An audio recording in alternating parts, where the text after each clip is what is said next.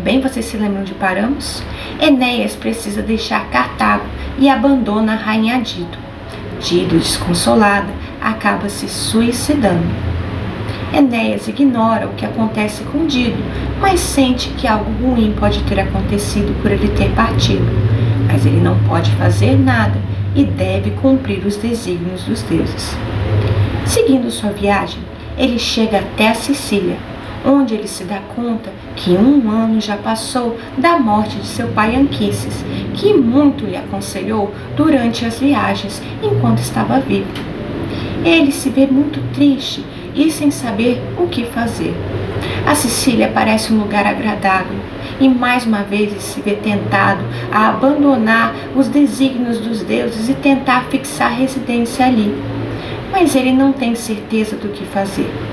Ele não sabe se isso é a melhor das ideias que ele teve até agora. Mas um conselho volta à sua mente. Ele lembra que das várias pessoas que ele encontrou durante a viagem lhe aconselhou que ele deveria procurar, assim que pudesse, a Sibila de Cumas, que ela poderia lhe dar muitos conselhos. Uma Sibila, justamente, é uma espécie de oráculo, uma sacerdotisa com muito conhecimento divinatório, capaz de saber presente, passado e futuro, entre muitas outras coisas, e poderia ajudar na viagem de Enéas. Ele então, vendo-se assim perdido, vai procurar a sacerdotisa de Cumas. Assim desvia-se um pouquinho da rota. Mas acho que aquele desvio valeria a pena, não é mesmo? E a Sibila o recebe muito bem. Enéas acaba despejando sobre ela tudo o que tinha em seu coração e acaba expressando o desejo de, quem sabe, mais uma vez, mesmo que fosse uma última vez, de se aconselhar com seu pai Anquises. Mas como fazer isso, né? Ele está morto e ele vivo. Eles não estão no mesmo lugar. A Sibila então lhe abre um sorriso e lhe diz que ele não deve assim se desesperar, pois ela pode levá-lo para encontrar mais uma vez, uma última vez, a alma de Anquises.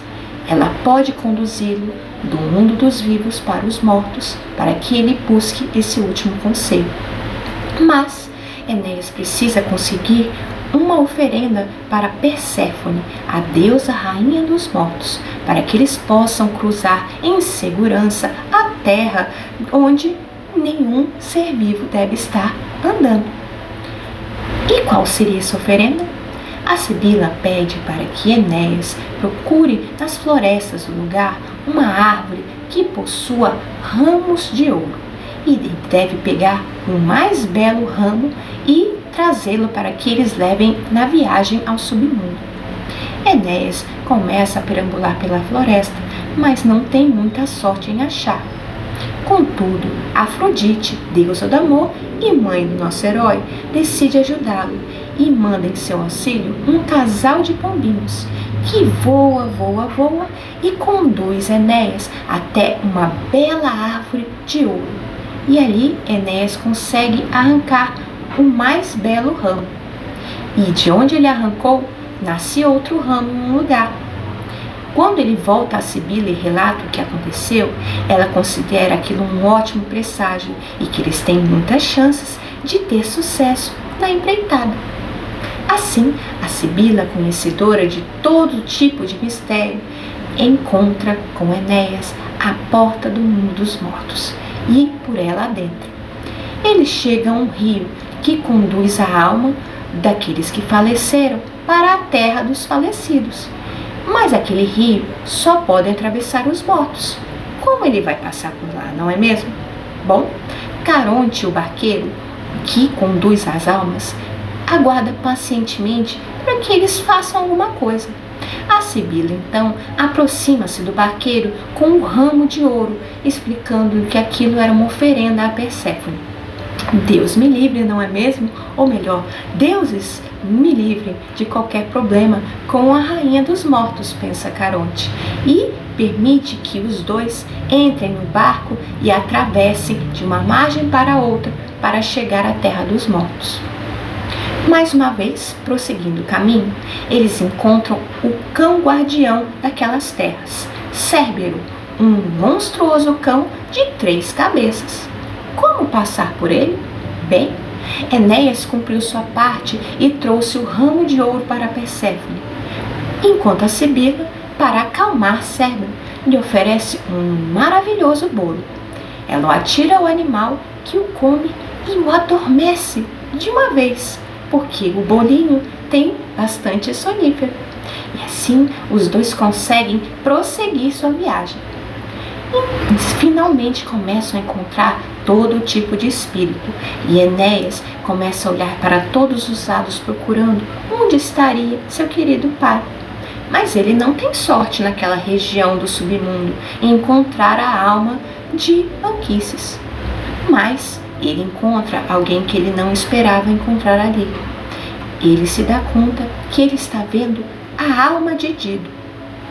Desconsolado, ele começa a entender que o pressentimento ruim que ele sentiu foi justamente a morte de Dido, que provavelmente morreu por conta dele. Muito triste e arrependido, Enéas se ajoelha perante a alma de Dido e lhe pede perdão, que ele a amava de verdade. Mas infelizmente ele precisava seguir viagem. Dido, contudo, sequer olha para ele, passando reto pelo pobre Enéas, indo aos braços de seu marido que havia morrido antes dela, de Siqueu, e não olha em nenhum momento para o pobre Enéas. Abalado com aquilo, Enéas vacila em seu intento, mas a Sibila urge que ele deve conseguir se recuperar daquele choque e seguir viagem, pois logo eles podem encontrar a alma de Anquises. Olhando mais uma vez para Dido, que se oculta em uma caverna junto com seu marido Siqueu, Enéas segue sua viagem pelo submundo, até que chegam à porta dos Campos Elíseos. Os Campos Elíseos é o que para nós seria muito o céu, para nós cristãos católicos e entre outras religiões. Um lugar para onde vão as almas dos justos, dos escolhidos pelos deuses, dos grandes heróis. E ali a Sibila deposita a oferenda para Perséfone.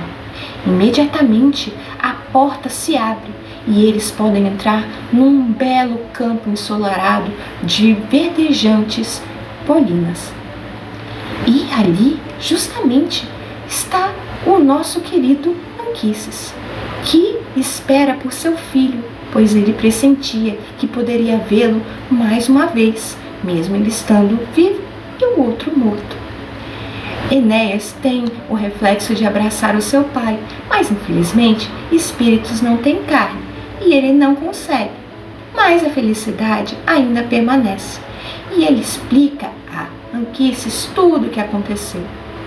Anquises, então, sem muito dizer, simplesmente pede para que Enéas o acompanhe. E eles chegam a uma fila de almas, enorme mesmo, esperando para chegar à Terra, para nascer, encarnarem e construírem suas vidas. Enéas diz e lhe pergunta por que está mostrando aquilo. Anquises então lhe revela que aquelas almas, numerosas almas, são toda a descendência de Enéas, que está esperando que ele cumpra o seu destino em chegar em Hespéria e construa seu reino, para que eles possam encarnar e viver no mundo dos vivos, construindo e realizando grandes obras. Enéas então se dá conta que ele precisa parar de uma vez por todas de pensar em não cumprir o desígnio dos deuses e decide então finalmente aceitar o seu destino. Anquises fica contente e conduz a Sibila e seu filho para fora do mundo dos mortos. Ao se despedir dos dois, ele pelo menos dá um último conselho, que ele não ache que aquele desígnio dos deuses se cumprirá facilmente, pois dizem os profetas que Enéas terá que enfrentar uma terrível batalha antes de cumprir seu destino profético. Nossa, o que será que vai acontecer, hein? A gente descobre no próximo vídeo. Até mais!